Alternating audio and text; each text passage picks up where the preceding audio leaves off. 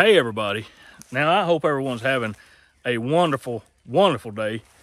Okay, so I want to bring y'all along because on the last video I showed y'all of us getting this track opened up. Basically putting in roads, a gate, you know, whatnot, the infrastructure we needed to get into the timber.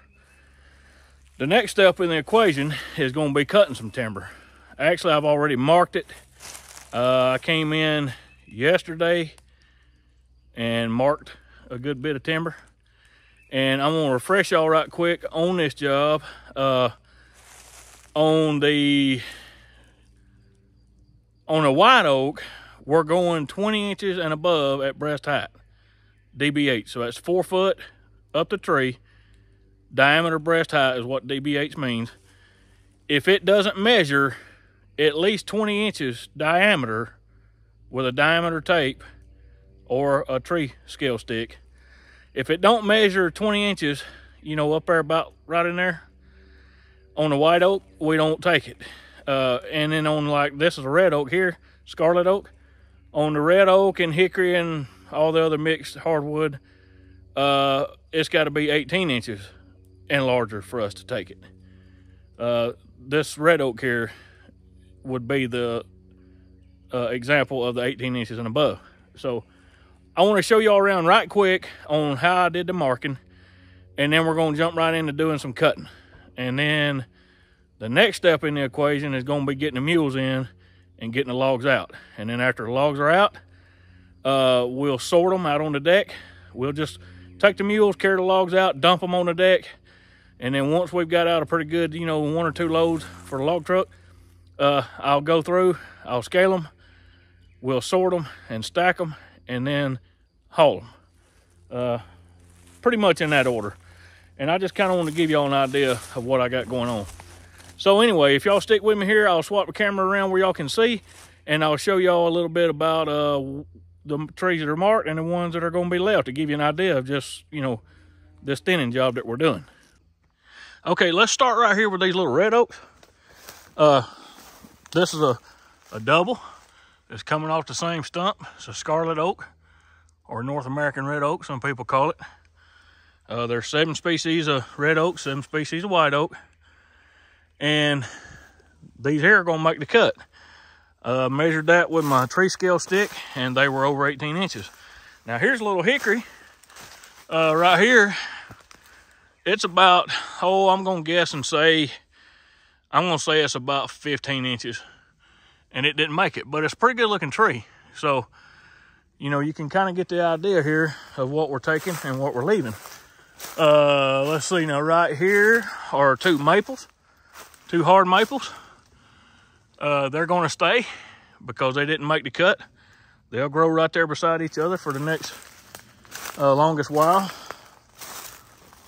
Right over here is a good straight little white oak. I want y'all to look up there at that thing. When he really comes into himself, that's gonna be a real nice tree one of these days. So that's one that we're gonna take. Here's another scarlet oak, or excuse me, that white oak right there. It's not marked and we won't take it because it's not mature enough. Now here's a red oak that we are gonna take. It's good and straight. It's got the right size. I don't know how well it's gonna cut out because, you know, as you can see down here at the stump, it's kind of nasty looking. So we may have to wind up butting some of it off. Here is a post oak, which is a species of white oak. It didn't make the cut. It's not quite big enough, so we're gonna leave it. But you can look around here. There's several good trees, and I'm gonna take y'all right over here and show you this in this little spot. Here's a really, really nice white oak, and most people would take this tree, but I'm not. I'm gonna leave it because me and the landowner agreed on a 20-inch minimum diameter for white oak. And like right here, here's another black oak. It's not marked, it's gonna stay. Now right here is a situation, y'all, to where we've got 3 trees growing right here together. You got a beech and 2 white oaks. And with this white oak growing right here, y'all, I want to get rid of this white oak because it's the worst one out of the bunch. It's got a knot right up in there. I don't know if y'all can see it. Take y'all right around here. All right. See it? See that right there? Right there. Okay. And then this one here, it's gonna be nice and tall and straight. So, it's gonna stay. And even though the beech is not quite the right size and this white oak don't meet the specifications, we're gonna cull the white oak and cut the beech, because there's another white oak right over there and they're a high value tree. So we're gonna get rid of these two and give them 2 white oaks room to grow. I want to just take a second and show y'all kind of what I got going on and how I've got the timber marked and what I'm going to do, you know, as far as my timber cutting plan. We're actually right in the middle of the track, like I told y'all the other day, and I'll put a picture up there where y'all can see it. We're right dead in the middle, and we're going to work the back half behind me toward the main deck, and then after we're through with this section, we'll come back in here and we'll start right here and go toward the road to the deck out there. We're trying not to go through our tops, if that makes any sense. We don't want to be having to stomp around through our tops, but this timber, it don't all kind of lean a certain way. It kind of, some of it goes this way and some of it that, just because of, you know, pressure at different times. Some stands of timber, most of it will lean a certain way, you know, and then, of course, you always want to try to cut with the lean if you can. You don't want to be fighting lean the whole time. That slows you down big time. But that's one reason I got that. Let's see, where's it at there? There it is. It's one reason I got that thing, because I can use it to push trees whenever when one needs to be persuaded a little bit. Anyway, y'all stick with me here and we'll cut a few. I'll take y'all along for that, and also I'll take you along and let you see kind of how I buck them up. Now, y'all, for some reason that's beyond my understanding, my GoPro camera did not work like I wanted it to. I wanted to get some helmet cam footage so y'all could actually see what I see, but it didn't work like I wanted it to. I think it got hot and cut off, or maybe the batteries weren't 100% charged like they needed to have been. Anyway, long story short, I wasn't able to get any GoPro footage, which I was kind of bummed about. But anyway, this tripod deal is different angles of me cutting timber here, and y'all kind of let me know what you think about it. You know, if you like the way I got it set up, or maybe if it would look better another way. Just kind of give me a little feedback if you don't care, and let me know.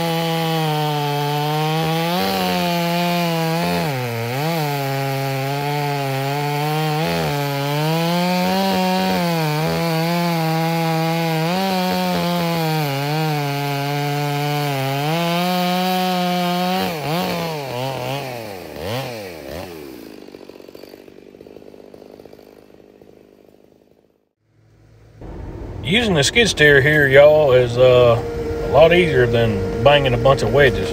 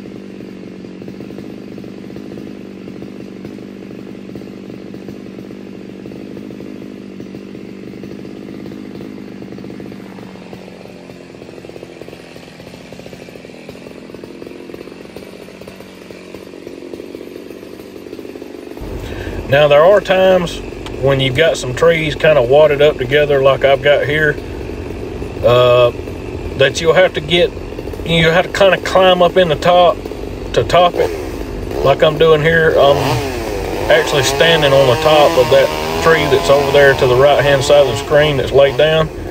I'm actually on top of that top, off the ground about 5 foot or so, because this white oak, you know, it didn't fall flat on the ground. It's sticking up in the air just a little bit. And it's very dangerous. It's something that you kind of got to have a little experience doing, and you need to go slow, take your time, and don't get in there and just rush and cut it off, because if it's loaded, which a lot of times it will be, and sometimes it's not what you think it is. You know, you might think it's loaded going up and down when in fact it's loaded going side to side. Sometimes it's hard to tell, but you have to be careful doing this. And one of the biggest differences cutting timber for mules versus like a skidder is we buck our logs mostly in the woods. Instead of dragging them out tree length and then bucking them on the deck, we buck them in the woods. And that's, you know, for a couple reasons. For one, the mules just ain't stout enough to pull a whole tree. And then two, you don't tear up as much young timber getting it out because it's not so long of a drag. The longer your drag is, the harder it is to get around in the woods, if that makes any sense.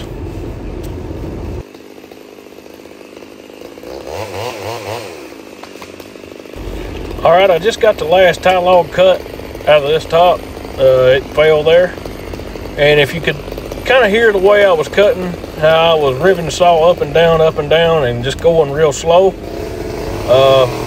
When you do it like that, y'all, it's more predictable. It don't just explode on you. If you go to cutting into it real fast, you know, these saws we got are very powerful, and they'll cut very fast with a sharp chain. And if you go to cutting too fast on some of this stuff and it does have a load on it, it'll just explode on you.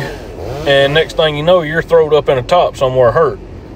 Rather, if you take your time and just kind of let it get a little bit here and a little there, you can watch the kerf and see if it's opening or closing, and it'll kind of let you know what it's going to do versus just blowing up on you, if that makes any sense.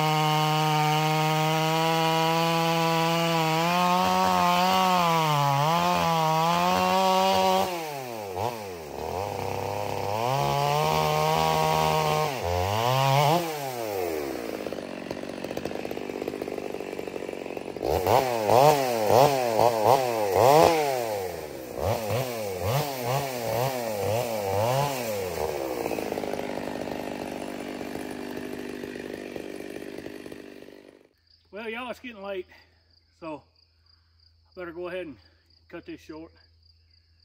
I've got a few more trees through there to buck up tonight, this evening, so that way tomorrow I can start getting them out with a mule. I'll bring the mules back tomorrow.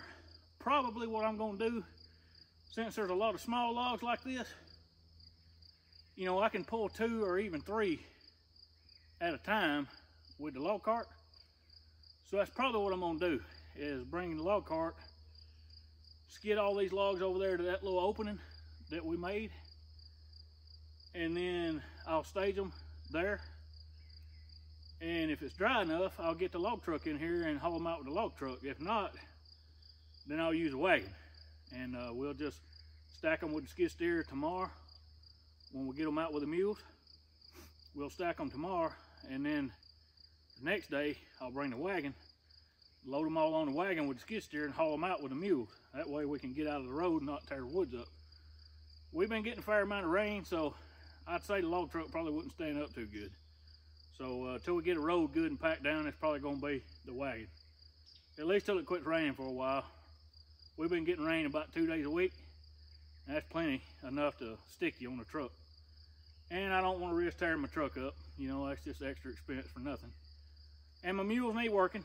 So, you know, it's a little slower with the log wagon compared to using the truck, because you can get more on the truck.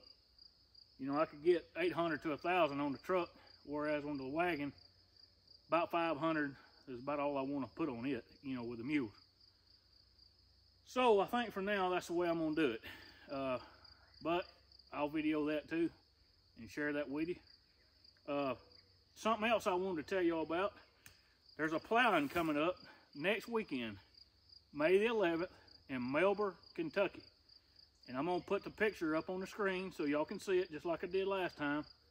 And y'all, I want you to come if you can. Mr. Burnett is the one putting this plowing on, and he puts on a real good plow day. There'll be food. My buddy Jeff Fergie will be there loading logs with his big Belgian horses, loading logs on the log wagon, so y'all can see that.